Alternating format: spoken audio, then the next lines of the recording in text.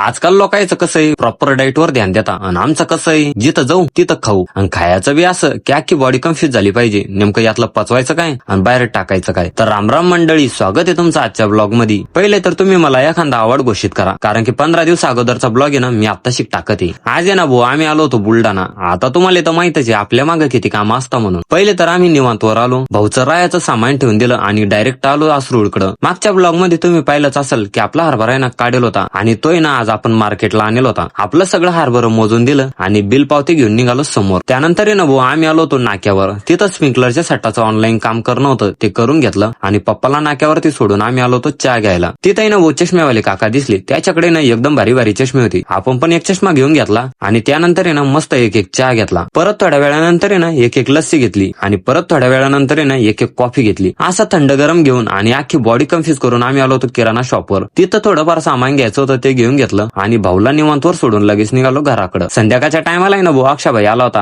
आणि आम्हाला ना धोत्र्याला जायचं होतं. पहिले तर बाईच्या गाडीत पेट्रोल टाकून घेतलं आणि 200च्या स्पीडने येऊन पोहोचलो धावड्यात. तिथं थोडाफार नाश्ता केला आणि तेवढ्यात आपलं काही भागणार नव्हतं म्हणून परत शिवण्याचा फेमस वडापाव खाल्ला आणि डायरेक्ट येऊन पोहोचलो आम्ही धोत्र्याला. आता तुम्हाला तर माहितच आहे धोत्र्याला आल्यावर आपल्या मागं काय काम असतं म्हणून. चला भाऊ, आजच्यासाठी एवढंच. भेटू पुढच्या ब्लॉग मध्ये. तोपर्यंत तुम्ही घ्या फॉलो करून.